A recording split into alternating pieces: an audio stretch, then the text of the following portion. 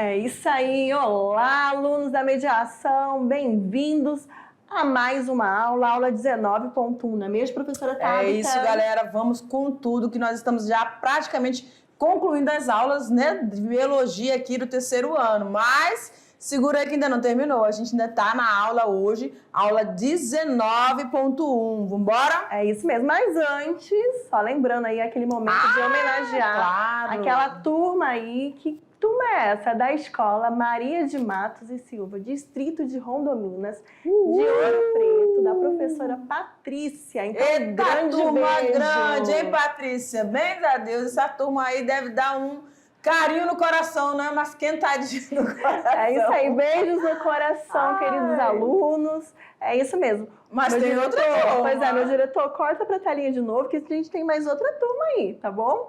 Vamos lá.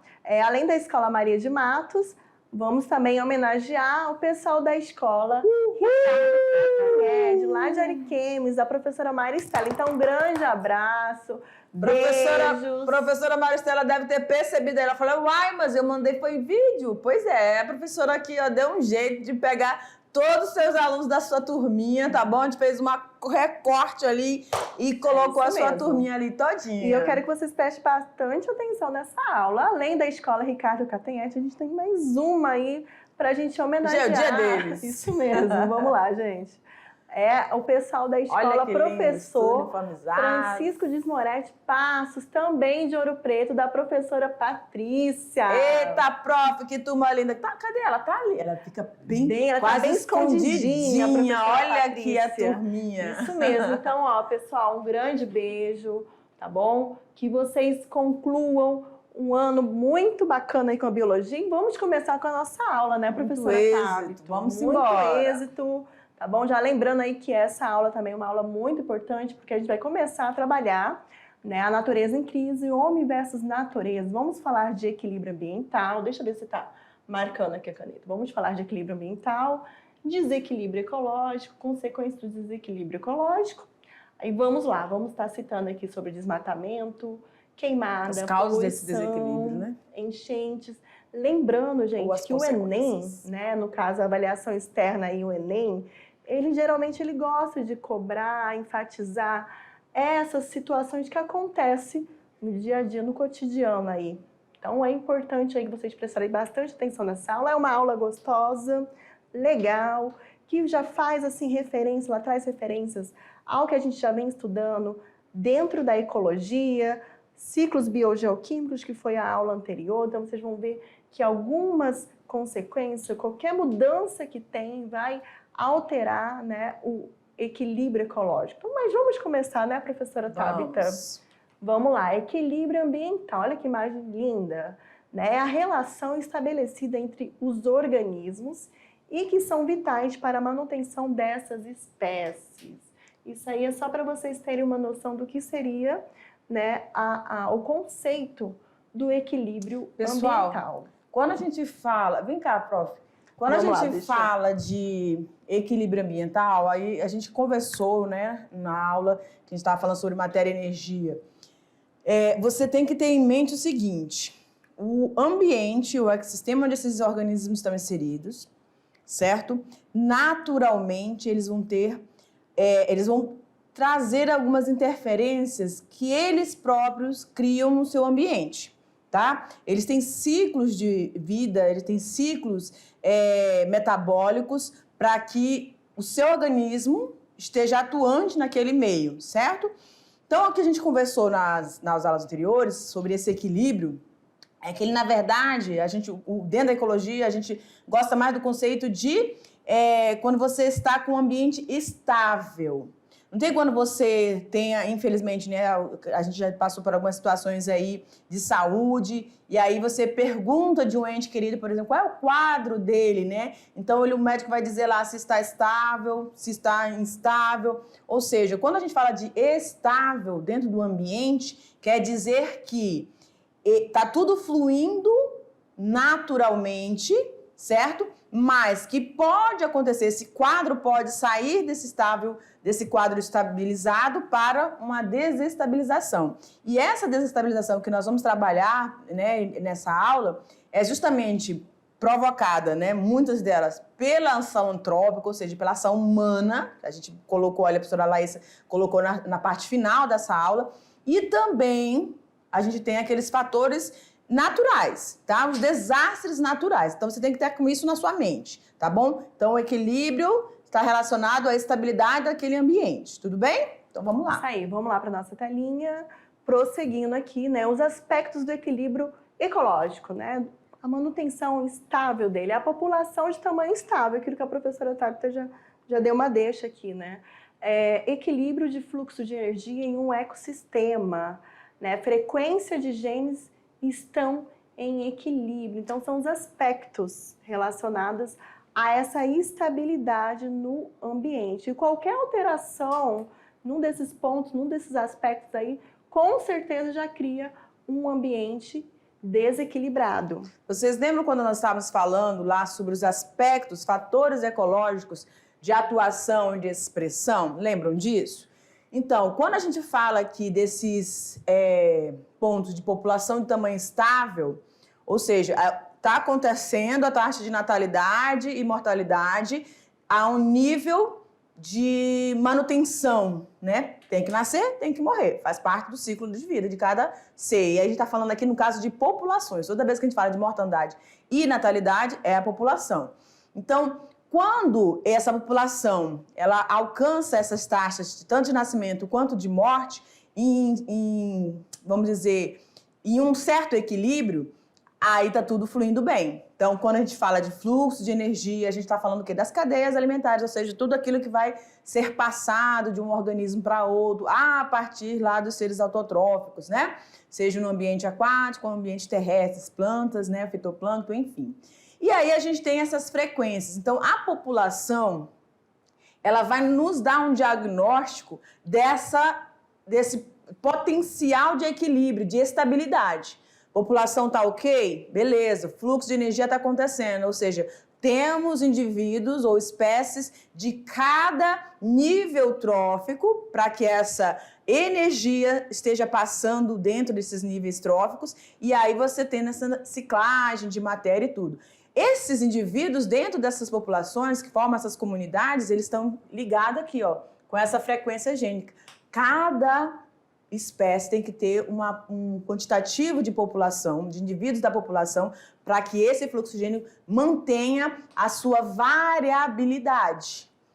Baixa variabilidade pode acontecer, né, de você ter uma perda desse pool gênico, tá?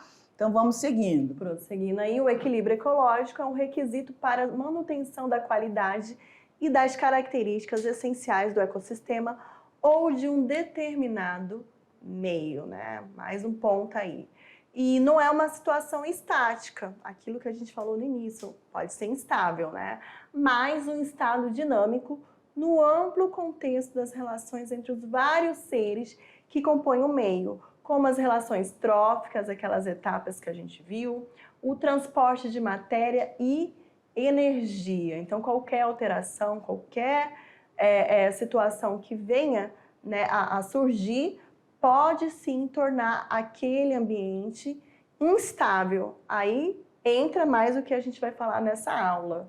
Prosseguindo aqui, as populações têm seu crescimento limitado pelos recursos ambientais. Então, de acordo com o ambiente, o ambiente ele vai estar, né, limitando o crescimento populacional. Nesse caso aí, atingindo um valor máximo que é mantido ao longo do tempo. Aí vem a questão da estabilidade, né? De acordo com o ambiente, aquele fluxo aí populacional ele vai se mantendo estável. A gente lembra, então, aqui nesse ponto, que quando a gente fala dessa limitação desses recursos, lembra quando a gente falou lá sobre questão das migrações? Um animal, ele só vai sair do seu ambiente, que ele estava adaptado, se essa ausência de recursos vir sobre ele. Então, pode ser a perda do ar, pode ser a parceira sexual, pode ser a ausência ou a limitação de alimentos. Então, por esses três motivos, né, eles vão estar migrando para algum lugar. E nisso, pode ser que essa espécie realmente encontre um novo habitat e se adapte ali, ou pode ser que ela, nesse percurso, ela acabe vindo realmente a desaparecer. E aí isso vai realmente trazer uma desestabilização, não só naquele local onde houve uma interferência, aí pode ser o desmatamento em si, tá? Ou se for corpos hídricos, a poluição desses corpos hídricos, esses animais também vão perder seus indivíduos, ou mesmo extinguir ali naquele local. Então, todo esse ambiente e essa preocupação com essa estabilidade, vocês podem observar que está aqui, ó, o foco são nas populações e no que eles vão encontrar dentro de cada espaço desse. E como é que está esse ambiente? Ele realmente está oferecendo tudo isso para esses organismos? É isso mesmo. Então, assim, a professora deu o exemplo aí do desmatamento, eu posso dar o exemplo aqui da queimada, né? A partir do momento que você tem uma queimada em um determinado ambiente, toda aquela população que depende, né, daquele meio ali para sobreviver, fica limitada. Muitas acabam se perdendo, morrendo, outras acabam tendo que sair daquele seu ambiente. Por aí a gente já tem, né, um desequilíbrio. Prosseguindo, por isso o equilíbrio ambiental deve ser considerado. Então, esses pontos que vamos estar falando, ele é bastante importante nesse aspecto aí. Mas agora a gente vai focar, né, professora, vamos dizer, na resposta a esse desequilíbrio, né? É isso mesmo. Né? Prosseguindo, vamos lá. Vamos falar agora do desequilíbrio ecológico, que é justamente o quê? O que faz com que aquela determinada população que até então estava estabilizada naquele ambiente, né, ela sofra alteração, sofra instabilidade ou até mesmo, né, extinção, que pode acontecer. Então, assim, quando um elemento de determinado ecossistema ele é adicionado, subtraído ou reduzido, observem bem essas palavras, adicionado, subtraído ou reduzido, em quantidade ocorre o que a gente chama de desequilíbrio ecológico. O meio se tornou instável. Então, quando se tem, por exemplo, um desmatamento, onde tem uma subtração ali, uma redução, né, em quantidade, ali eu já tenho o desequilíbrio ecológico. Uma queimada, desequilíbrio ecológico. Né? Vamos lá, vamos pensar algo agora natural. Né? Não que a queimada não seja totalmente por ação do homem. A maior parte das queimadas, sim, são ações humanas. Mas nós temos, né, alguns tipos de queimadas, que é o que acontece bastante no bioma do Cerrado, que pode ser por ação natural também, né? Um desequilíbrio por ação natural, a gente tem a questão, por exemplo, vamos pensar ali lá no Japão, nossa professora, a senhora viajou, viajei lá para o Japão, porque lá no Japão a gente tem muitas lavas vulcânicas, então constantemente ali, também, né, naquele ambiente onde, por exemplo, um vulcão entra em erupção, ali eu tenho o quê? Eu tenho um ecossistema que vai se tornar desequilibrado, ali eu vou ter um ecossistema que vai se tornar instável por conta de uma ação de ocorrência, um fenômeno natural. Então, a gente tem tanto a ação humana, antrópica, quanto ações naturais que podem estar, sim, ocasionando o desequilíbrio ecológico. Prosseguindo aqui, né, a natureza demorou milhões de anos para equilibrar os ecossistemas, mas uma pequena mudança pode provocar um desequilíbrio ecológico. Olha aí, gente, mais uma vez aqui alguns exemplos, né? Nós temos aí a poluição aí industrial, né? Vale lembrar, né, que a questão da queima dos combustíveis fósseis, carvão, petróleo, né, é uma das causas aí para agravar o efeito estufa. Embora o efeito estufa seja algo natural, né, a questão desses gases, desses poluentes... Exploração mineral. Né? Exploração mineral, justamente, né, eleva o quê? Vários gases, né, para a atmosfera, o que faz com que, né, muitas vezes a Terra, o que está fazendo, na verdade, com que a Terra aumente a sua temperatura. Em 1 grau, 2 graus que ela vem aumentar, causa um dano ecológico gigantesco.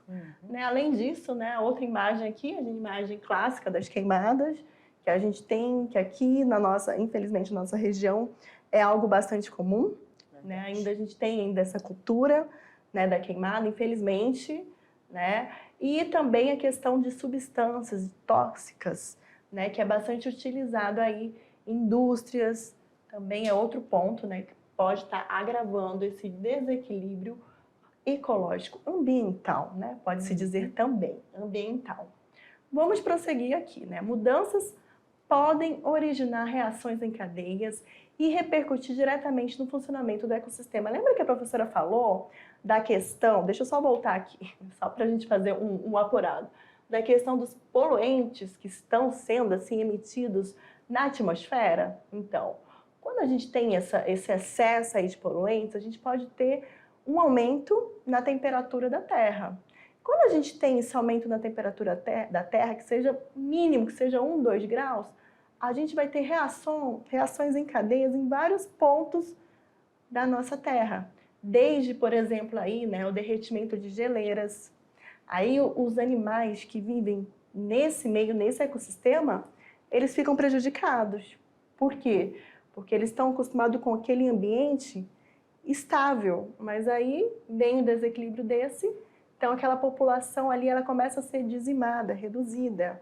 E não só, né, a questão do derretimento de gelo, a gente pode falar também da questão de secas em regiões que até então tinham chuvas periodicamente normais, devido a esse aumento aí da temperatura, né, seja lá ao mínimo, ali aquela região também se torna o quê? Mais seca, porque diminui, né, as chuvas, então aqueles animais que dependem daquele meio, daquele equilíbrio estável, também acaba sendo o quê? Dizimados. E quando eu falo de animais, gente, não é só animais não, tá bom?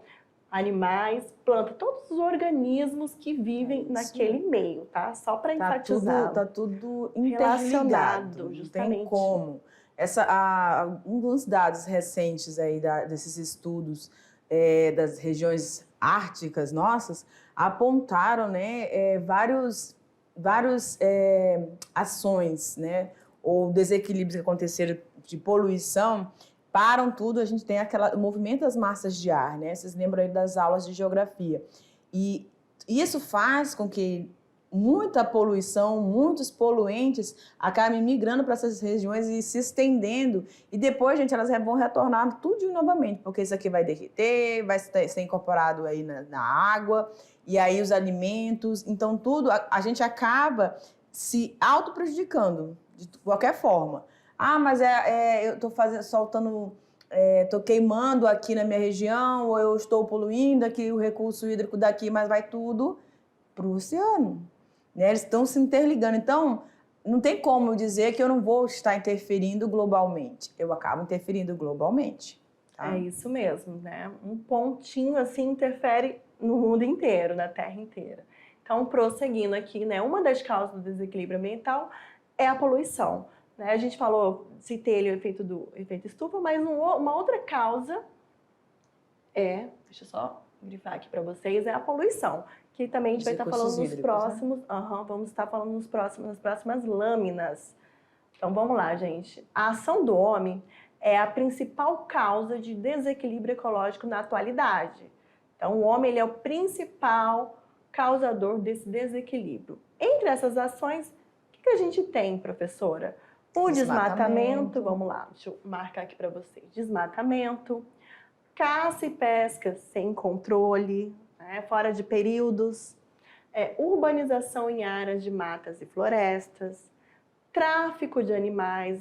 Só lembrando que vamos ter uma aula, né, sobre biopirataria, que a gente vai estar falando bastante desse assunto, e além da introdução de espécies exóticas. Como assim espécies exóticas? Seria o quê, professora? Uma espécie que ela não é daquele meio. Ela é trazida com algum intuito, mas ela não é daquele meio. Um exemplo por exemplo, do caramujo africano, que eu acho que é um exemplo bem clássico, né, professora Tabita? Ele veio para o Brasil com a pessoa que trouxe, né, esse caramujo africano ao Brasil, ela veio com a ideia de fazer um escargot, usar ele como escargot. Infelizmente não deu certo. Só que não deu certo. Aí ele viu que não deu certo, ele acabou soltando esse caramujo E aí começou a resenha. O que ele tinha que fazer, né? Começou a resenha. Ocupando espaço. Gente, além dessa introdução, a gente falou ali nos slides anteriores, a gente colocou lá subtração, adição e a... Bota lá, prof. Redução, se eu não me engano. Acho que Vamos lá, gente. Aqui, adição, adição, subtração e redução. Então, esse adicionar, né? Como a professora Laís colocou a história do caramujo. Ele foi trazido com a intenção humana de fazer ali um prato. Mas aí, dentro do ambiente natural, como é que a gente pode ver isso? Por exemplo, para você fazer um controle de uma determinada praga, você pode usar um agente biológico, né? Ou seja, um animal, você pode inserir naquele ambiente um organismo que vai se alimentar daquele agente causador daquela praga. Só que ele também pode vir, se você não tiver um controle, porque você está inserindo um organismo dentro de um ambiente. Então, você tem que analisar como é que vai ser a forma de adaptação, se o ciclo reprodutivo dele vai aumentar de uma forma maior do que ocorria naturalmente no seu ambiente. Então, tudo isso tem que ser estudado. Aí, essa subtração, no caso aí, quando a gente falou dos tráficos, você retirar um organismo do seu ambiente. Então, você vai reduzir. Se reduz, vai aumentar, vai prejudicar ou não a cadeia alimentar? Depende no nível dessa subtração, né? E aí, a gente já falou dessa questão aí da redução. Não é bom reduzir o número de indivíduos dentro das populações, que vai afetar nessas comunidades, consequentemente, você vai ter um prejuízo em toda a sua cadeia ecológica, né? Isso mesmo. Vamos só prosseguir aqui, né? Para a gente prosseguir. Deixa eu ver onde é que a gente parou. Tá, professora, já... Vamos a um exemplo aí, gente. Quando a gente fala da questão da introdução de espécies exóticas, que é o que eu acabei de falar, olha aí. O caramujo, ele é nativo do leste e nordeste da África e ele foi trazido ao Brasil na década de 80 para substituir o escargot. Mas não foram bem aceitos e, portanto, eles foram abandonados. Olha aí, por terem uma alta taxa reprodutiva, vale lembrar que aí vem, né? A gente pode dizer que eles são hermafroditas. Então, por isso, eles têm essa alta taxa reprodutiva. E, além disso, eles são resistentes ao período de seca e também ao frio. Além da resistência a diversos venenos, e eles acabaram o quê? Tornando-se pragas nas plantações. Na área urbana também está lastrado, né? Então, assim, ele veio com o intuito de substituir o escargot, mas como não é um costume nosso, cultural aqui do Brasil, comer escargot, né? Eu até hoje nunca comi escargot, professor, imagina. Não tem predador suficiente, né? E outra coisa, que a carapaça desses animais, gente, eles morrem e acaba servindo de depósito para outros organismos, micro-organismos, né? De outros agentes infecciosos. Então, realmente é muito complicado e eu acho que tem que ter um controle bem maior, né? Sim, aí vem a ação dos biólogos, né, para fazerem mais estudos, né, essas ações governamentais para eles deram uma sumida, agora a gente conseguir dizimar essa espécie, eu posso dizer assim, que não é do Brasil, essa população. Aí sim, a gente também conseguir manter o equilíbrio. Desculpa. Tem também a população dos búfalos, né? Os búfalos também foram trazidos e acabaram sendo deixados aqui e acabaram na ilha de Marajó. Isso, né? Foram deixados ali naquela região ali do Guaporé também que tá. Então, é muita falta de controle. Eu penso que é um controle, né, que falta. Falta de educação mesmo, povo, porque não tem como você inserir um organismo sem saber realmente a fundo a questão da biologia desse animal, porque pode realmente trazer sérios prejuízos, né? Isso mesmo. Prosseguindo aqui, os desequilíbrios provocados pelo homem são muito agressivos e cada vez mais constantes. Nem preciso, né? Por aqui você já tira a questão da poluição. Olha como é que tá, gente. Nós temos regiões aí, né, litorâneas, que eu fico com pena quando eu vejo aquelas imagens de tartarugas, né, com canudos morrendo, com sacos plásticos. Porque que são algas, né? Eles se enganam, águas então vivas, assim... eles vão se alimentar e acabam... tá uma coisa muito feia. Se a gente não tiver essa consciência ambiental, o que a gente vai deixar para a nossa descendência, né? Então, assim, é importante a gente ter esse ponto, essa reflexão, né, com relação a esses problemas ambientais, desde desmatamento, queimada. O que a gente pode fazer para amenizar, eu posso dizer assim, né, para controlar isso? Aí vem a ação dos biólogos, que, já lembrando, né, dentro da biologia a gente tem essa área da ecologia que faz esse estudo, mas para eu saber, né, a ecologia eu tenho que saber desde a zoologia, desde a botânica, tem que saber tudo. Fica um alerta aí para os nossos alunos que gostam dessa área, que se preocupam, que querem fazer a diferença, né? Nos cursos de biologia, ciências biológicas estão desaparecendo, galera. Então, não deixa a chama se apagar, não, tá? Porque realmente a visão de um biólogo é diferente de todos os outros que estão tentando ocupar esse espaço aí, mas não tem como, tá? Porque biólogo é biólogo, né? Ele tem uma visão mais macro, ele tem, enfim, um cuidado e uma atenção diferenciada para esses que existem, são importantes de sobrevivência da nossa espécie, né? Não Isso só o mesmo. animal, né? Como todos os seres. Isso aí, vamos agora falar sobre os problemas ambientais. Aí, mais uma vez, aí o exemplo aí do saco plástico que a gente falou, da seca aqui, tudo isso interfere no nosso ambiente. Mas antes, a gente tem uma externa, que é uma entrevista, né, de biodiversidade ameaçada do Centro de Reabilitação Animal, que é o que vai ser passado agora. Então vamos lá, meu diretor, corta aí para essa externa.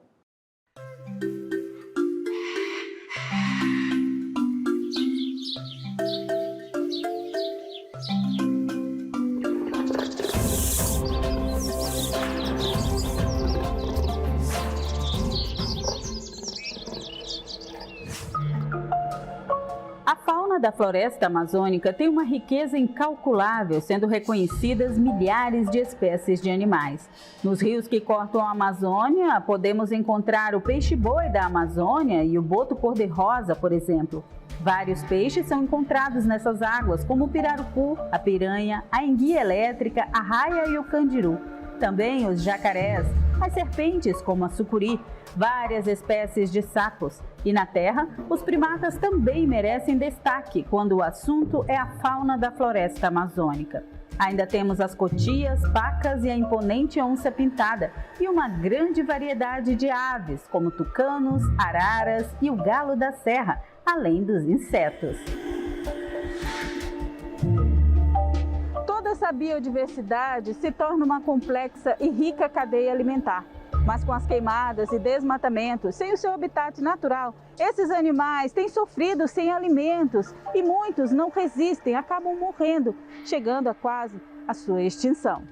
Em relação, gente, ao desmatamento, muito acentuado, inclusive, que tem aumentado nesses 2 últimos anos no nosso estado, e as queimadas, o grupo de animais que mais sofre, que mais perde vida ou que sofre injúria mesmo, é o grupo dos animais que vivem nas árvores. A gente tem um termo para isso, um termo científico, são os animais arborícolas.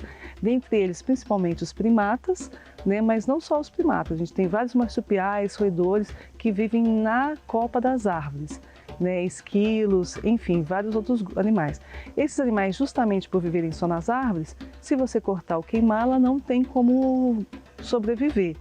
Aqui em Rondônia, a gente tem 2 espécies de primatas que são endêmicas do estado, ou seja, que só ocorrem aqui no estado, e as 2 se encontram na categoria vulnerável à extinção, tanto pela lista nacional, né, do MMA, nossa lista vermelha nacional, quanto pela a lista internacional da IUCN. E por que elas se encontram em estado de vulnerabilidade à extinção? Justamente pela acentuada taxa de desmatamento e grandes focos, né, de queimada.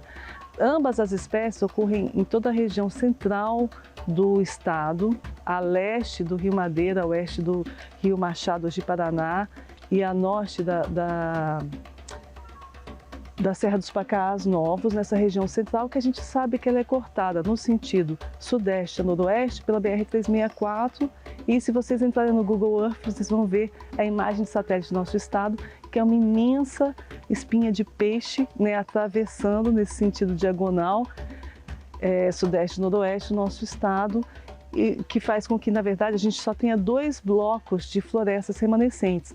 O bloco aqui é sudoeste, na região de Guajará-Mirim, Costa Marques, que a gente tem um mosaico de unidades de conservação ali, e um pequeno remanescente um pouco mais íntegro também no extremo nordeste, próximo da divisa com o estado do Amazonas e do Mato Grosso.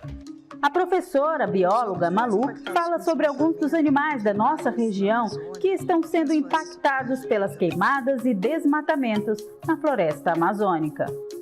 O memico rondoni, que o nome já diz tudo, né? Ele recebeu esse nome em homenagem ao Marechal Cândido Rondon, né? E ele, por ser também endêmico de Rondônia. E a outra espécie, gente, é o Plectrocebus bruneus.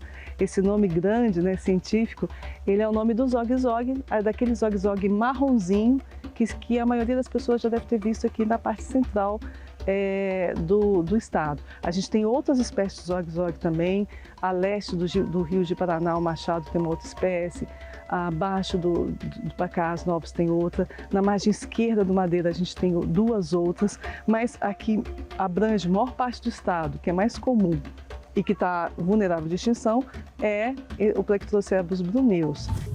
Em uma compensação das usinas hidrelétricas de Santo Antônio, foi construído no campus da Unira, em Porto Velho, o Centro de Triagem de Animais Silvestres CETAS. Porém, no momento, por questões burocráticas, não está em funcionamento, o que, segundo a professora Malu, é lamentável. Os CETAS, eles foram criados, na verdade, desenvolvidos, toda a ideia dentro do IBAMA, né, financiados pelo Ministério do Meio Ambiente, o MMA, e o objetivo do CETAS é receber, identificar, marcar, recuperar, reabilitar e soltar, a finalidade última é soltar, liberar na natureza de novo, né, animais silvestres que foram apreendidos em operações de fiscalização, que estavam sendo traficados ilegalmente, ou mesmo que sofreram algum acidente e a população, né, levou esse animal para ser recuperado nos CETAS. É muito comum os animais silvestres serem atropelados, eletrocutados, enfim, né, diversos acidentes. E também resgatados em impacto de grandes empreendimentos. No nosso caso aqui, que a gente está em Porto Velho, esse CETAS foi construído pela empresa construtora da hidrelétrica de Santo Antônio, como uma medida compensatória, né, dos impactos ambientais causados pelo desmatamento para a criação do reservatório necessário na construção da hidrelétrica de Santo Antônio. Então, fica o alerta aí às autoridades sobre a importância dos CETAS para a continuação das espécies ameaçadas e, no geral, a necessidade do cuidado com a conservação ao meio ambiente. Agora, fique atento às explicações em sala de aula. É isso aí, galera. A gente fica triste, né, com essas situações aí, desse desmatamento, dessa perda dessa biodiversidade, galera. Mas, infelizmente, realmente é isso que tem acontecido com o nosso estado. E você, meu querido aluno, por favor, interfira aí nisso. Como, professora? Vá fazer ciências biológicas, porque os biólogos não podem se calar, né? Com certeza, é isso aí. Então, vamos voltar agora para a nossa telinha, justamente. Então, o nosso planeta ele é afetado por vários problemas ambientais, muito deles provocado por diversas ações humanas. A gente viu nessa externa a especificidade aqui, né, do nosso estado. A maior parte dos municípios brasileiros enfrentam problemas ambientais e entre os principais estão queimadas, desmatamento e o assoreamento dos rios. Prosseguindo aí a poluição atmosférica, a poluição das águas, queimadas e desmatamentos também estão cada vez mais frequentes. Vou falar aí sobre um pouquinho, só uma ideia do desmatamento. Vamos fazer uma pontuação, né? Eles podem acontecer por vários motivos. O primeiro ponto aqui, deixa eu mudar aqui, seria pela ampliação agropecuária, a extração da madeira para uso comercial, criação de hidrelétricas, mineração e expansão das cidades. Tudo isso aí, né, vai estar ocasionando esse desequilíbrio. É o motivo desse desmatamento. Desse desmatamento desenfreado, né? Lembrando que se a gente tiver um controle, né, de fiscalização, eu acredito que a gente consiga, né, limitar mais ele. Esse desmatamento, gente, vai provocar erosões, agravamento de processos de desertificação, alterações no regime de chuvas, redução dessa biodiversidade e assoreamento dos rios, que tem acontecido assim de forma muito rápida em várias regiões do nosso Brasil, né? Isso mesmo. O índice de desmatamento em nosso território é tão alarmante que chega a pontuar proporcionalmente o Brasil como o segundo país, atrás apenas da China, com maiores áreas devastadas em todo o mundo. É mais um ponto aí, né, que a gente tem que rever os nossos conceitos, principalmente aqui, né, nós brasileiros. Aí mais uma imagem. Então, cerca de 7,3 milhões de hectares de florestas são destruídos a cada ano. É uma média. Principalmente nos trópicos. Florestas tropicais costumavam cobrir cerca de 15% da área terrestre do planeta. Atualmente, elas cobrem apenas 6 a 7%. Já houve uma mudança. Grande parte do que sobrou foi degradado pela derrubada de árvores ou mesmo queimadas. É mais um ponto aí. E já que a gente está falando aí, vamos falar sobre as queimadas. As queimadas, elas são geralmente utilizadas para limpar uma determinada área. É muito comum aqui, a gente tem dessa cultura nortista de ver o pessoal queimando, o pessoal queima até lixo no quintal, né, muitas vezes. Renovar, no caso, renovar as pastagens e facilitar a colheita de produtos como a cana-de-açúcar. Essa prática pode ser prejudicial para o ecossistema, pois aumenta também os riscos de erosão, mata micro-organismos que vivem no solo, retira nutrientes e causa poluição atmosférica, né? E mais uma vez aí, alimentando ali o efeito estufa, quando a gente fala de poluição atmosférica. E de acordo com os ambientalistas, na Amazônia, uma área de aproximadamente 50 mil km² é atingida por queimadas em períodos de 1 ano. Só uma média, tá? Por causa disso, ocorre um empobrecimento do solo, acelerando o processo de desertificação. A fumaça liberada, além de causar problemas à saúde, também contribui para o aquecimento do planeta. Prosseguindo, né, as ilhas de calor é um fenômeno climático. Cobrado aí nas avaliações. É importante lembrar, né? É bastante comum no Enem. É um fenômeno climático que ocorre principalmente nas cidades com elevado grau de urbanização. Nessas cidades, a temperatura média costuma ser mais elevada do que nas regiões rurais próximas. Pouca quantidade de verde, árvores e plantas e alto índice de poluição atmosférica favorecem essa elevação da temperatura. Quanto mais próximo aos centros urbanos, a gente pode dizer que maior é a temperatura. Prosseguindo, vamos falar sobre a poluição. Desde a poluição marinha, que é esse exemplo aí, né, que em grande parte essa poluição acontece pela descarga de esgotos domésticos e industriais por meio de emissários nem imagina que isso pode acontecer, mas acontece. Aí a gente vê, né, todo o ambiente, o ecossistema marinho, ele é prejudicado. Há também os desastres ecológicos de grande proporção, como, por exemplo, o naufrágio de petroleiros, né? Esse tipo de poluição causa a perda da biodiversidade, como, por exemplo, espécies de corais que são mais frágeis.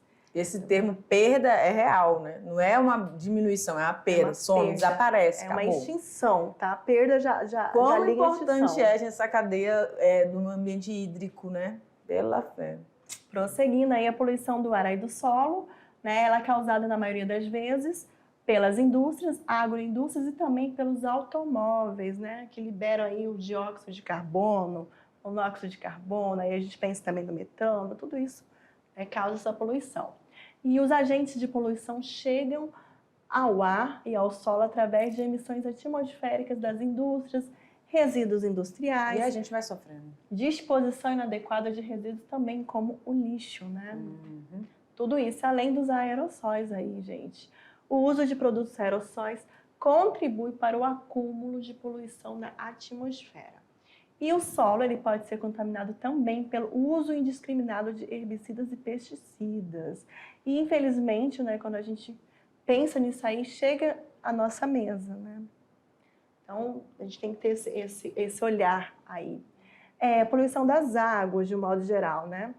A poluição de rios, lagos e represas representa uma grande preocupação ambiental. As causas mais comuns de poluição das águas estão nos resíduos orgânicos que têm sua origem nos centros urbanos. Mais um ponto aí. E o mais grave disso é que esses recursos hídricos são necessários para o abastecimento da população, ou seja, as pessoas acabam perdendo água potável, né? Que essa água ela fica o quê? Poluída. Quem é que vai consumir água poluída? Então, mais uma vez, o ser humano se prejudicando. As consequências desse problema são as mudanças na lógica da população de peixes, que mudam o ritmo de pesca e também a inviabilização da água para diversos usos. E um outro ponto aí são as enchentes. né? O problema das enchentes passou a ser algo comum na vida das populações de algumas cidades. Já aconteceu aqui no município aqui de Porto Velho, algum tempo atrás. Então, a interferência humana sobre os cursos de água provocando enchentes e inundações ocorre das mais diversas formas. Mais um ponto aí, a ocorrência de enchentes na cidade também pode estar relacionada com problemas nos sistemas de drenagem. Às vezes, não há bueiros ou outras construções que seriam responsáveis pela contenção ou desvios da água que ocorre para os rios, provocando a cheia deles. É mais um ponto aí. E somente a construção de bueiros e sistemas de drenagem pode não ser suficiente, porque as demais ações antrópicas podem elevar a vazão das enxurradas ao longo dos anos, fazendo com que as drenagens existentes não consigam atender toda a demanda. Então, pessoal, essa aí foi mais uma aula nossa. Eu sei que tem bastante conceito, mas é importante que vocês revejam. Até mais. Tchau, tchau.